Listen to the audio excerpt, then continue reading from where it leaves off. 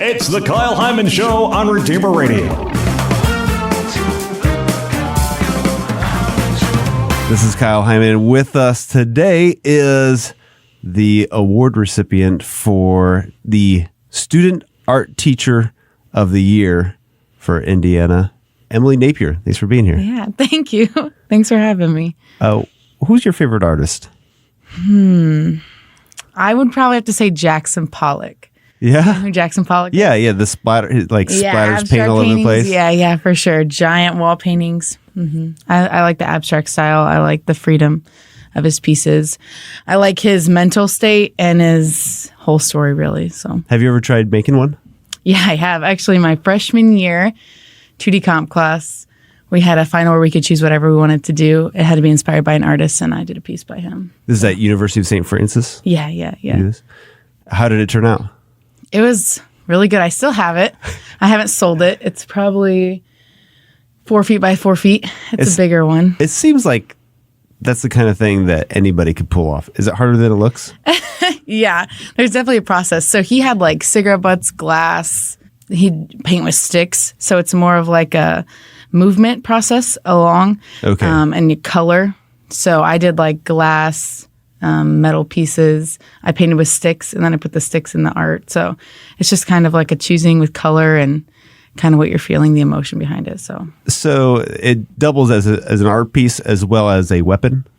A weapon? No, I wouldn't say that. It's more of somebody comes in, you just throw the painting at them? Yeah, no. It's more, I don't actually know how he did it when he did it, but it's definitely like more of like an emotional statement, I would say. So when did you first become interested in art? It's actually my high school. I didn't do art until my junior year because I was in band, and usually you have to choose between music or art. You don't really get to do both. But when I got into high school, I was able to do both. So I took a ceramics class. I really enjoyed that. And so then my senior year, I realized I liked teaching because I worked with a cadet guard at the middle school level. And so I paired them together. And I was like, this is what I want to do. I want to teach art. And I like art and I like teaching. So I just put them together like that. Did you ever think about teaching anything else? I wasn't good at math. I took calculus, didn't like it. So I was like, I probably don't want to do math. I thought I wanted to be a marine biologist for a long time. Didn't like science. So art just kind of seemed like I was always so stressed out in high school. And like art, when I walked into the art room, it was like all of that went away. So now I was like, I can do this the rest of my life because I worry about everything else. But when I walk into here, I can like focus. So like, this is what I want to do. This is where I want to be. So you're still a student at University of St. Francis, senior year. How much interaction have you had with students with different placements and things like that, opportunities to share your love for art with students? Yeah. So every semester, basically at the University of St. Francis, we have a placement. So you start your freshman year, first semester, you're at Precious Blood. Okay. Do you know where that's at? Yeah, Fort Wayne? Yeah. And it's really nice because most colleges, you don't get into placements until you're like an upperclassman or your sophomore year, and then you don't even know. And like, then you realize, like, I don't. Yeah, I don't want to do this at all. Yeah. So it's really nice. Right out of the gate, you get to try it. So I've been every semester since been at some kind of school, some kind of volunteer work, some kind of opportunity where I can work with children. So it's been really nice. So what has been the experience teaching them about art? What grades are you usually working with? So I've worked with all because my license is K through 12. Okay. But I really like upper, so I like middle school and high school.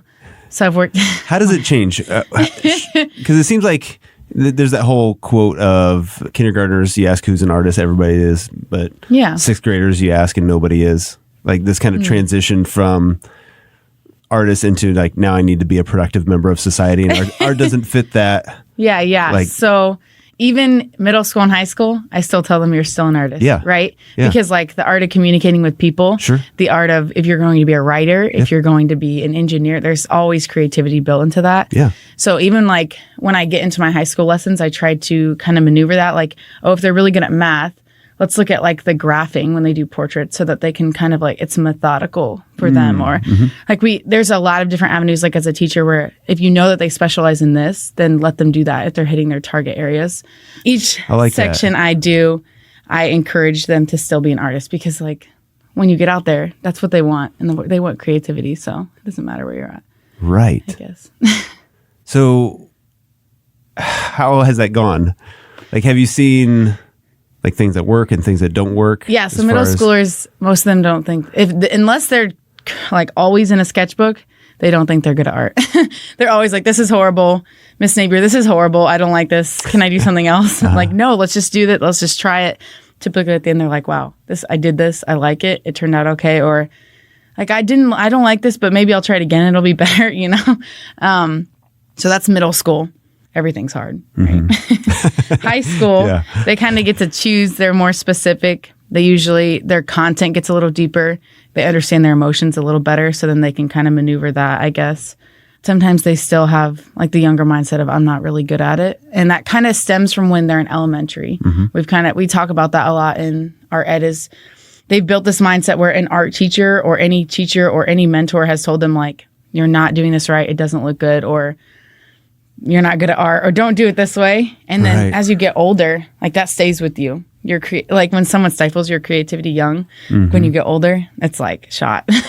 I know a professor that's moving from the college level. He's going back to elementary because he wants to work and try to get before it's too late. Yes, and try to get that into the younger population's head. So what role has faith played in either the art that you make yourself or your teaching art to kids? Yeah. So if the greatest thing is love, I think that it's great that as a teacher, that's what we get to kind of instill in our students and try to get them to find love and feel loved. At the University of St. Francis, it's really nice because no matter your faith background, no matter where you are spiritually, they guide you in that. So coming in, I was really struggling with my faith, and it's still now, like I still struggle probably every day. Sure. That I always have support. I always have people to answer my questions. And my faith is definitely strengthening. So that's really nice. You illustrated a prayer book for Josephine's Hope. Yeah. Tell me about that. Yeah, that was a really cool experience. So Bill Duffy, he's the director of Trio. Okay. I'm in Trio because I'm first gen. So what is Trio and what is first gen? It's for low socioeconomic first-gen students, minority students, and it's like this organization at our school that just supports that population, really. Okay. So like anyone, that population typically doesn't understand like finances or budgeting or where to get scholarships because their parents didn't go to school or because... Oh, gotcha. Yeah, so then it's just this... So you're the first generation in your family to go to college? Yeah. That's first... Okay. And I'm low socioeconomic. I'm 21st century scholar. Okay. Okay. So that they've really been a big help there. So he's my counselor. So he met with me and told me about this prayer book he was doing. He knew I was art ed, and he had an art education student the year before do it. So he asked me if I'd be interested. I didn't know anything about it. I wasn't raised Catholic, so I'm like slowly learning all the different people and how they're recognized. And she really spoke to me, Josephine Paquita. And it was really cool to illustrate the prayer book. He gave me the prayer book and he said, just freedom, whatever you want to do. And I was like, do you want color? Do you want graphite? Like, what do you want? And he was like, you can just keep it black and white, simple, just pair it with what speaks to you and the words. And I was like, okay, I can do that. And so I did some graphite pieces in it. So it was really cool. So, and then it's just a bunch of prayers. I haven't gotten to see the book. But. Yeah. So it's prayer book we kind of focused it on our panel, like sex trafficking and pornography, kind of younger generations, even older, but mostly with children. So kind of like what that effect has. I think I'm going to do it again this year. I'm excited. Another book? Yeah, I think I'm going to illustrate the prayer book again this year with an underclassman. We're going to team up. Oh, okay. Yeah, do it together. Well, getting back to this award that you got, this is the 2019 Student Art Teacher of the Year for Indiana by the Art Education Association. So what was the process of getting this? You're nominated, then you have to submit something? Yeah, so my advisor, Jody Nix, she nominated me a couple months ago.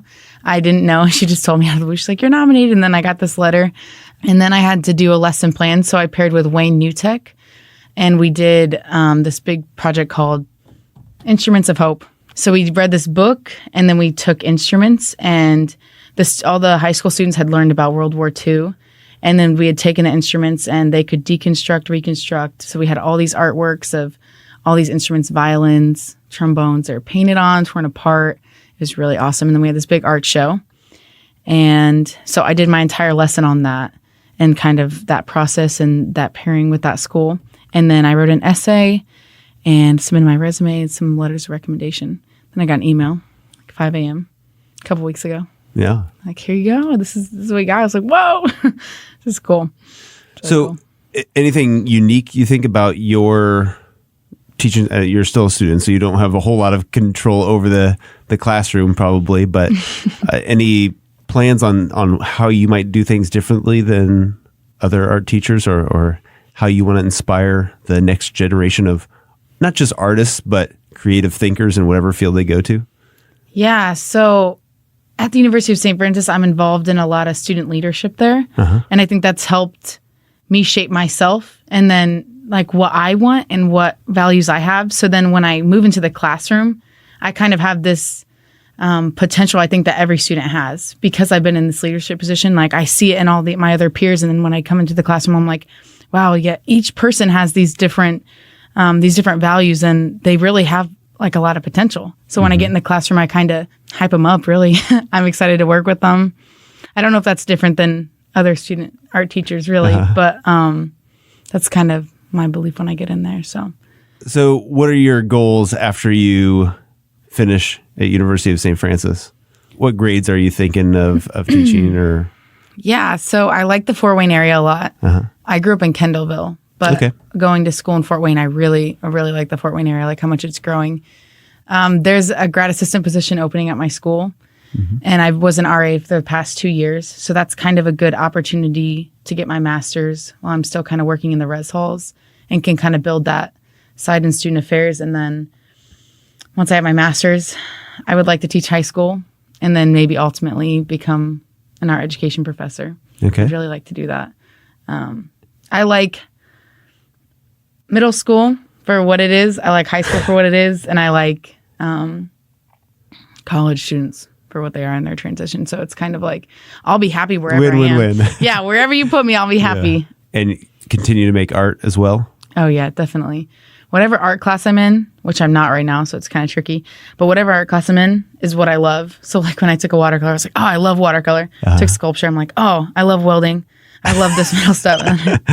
took ceramics. Oh, I love clay. So kind of like whichever one I'm in, I'm like, oh, I love this.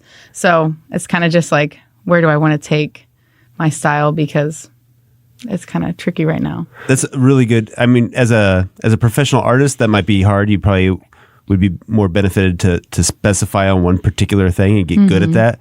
But to be an art teacher, it's good to have that well-rounded and interest in many things and be able to expose students to all the different forms of art. Yeah, and when I'm teaching that lesson, I'm like super into that. Yeah. You know? Yeah, so that That's helps. Great. Yeah, it does help.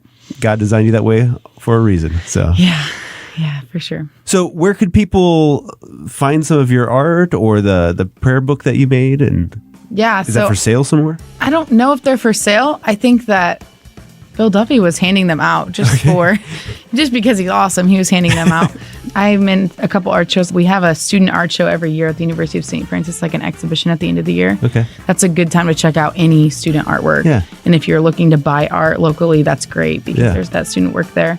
So I'll have some artwork in that show, and I have the past 4 years. And then from there, it gets selected maybe to go to like the Allen County Library, the big public library.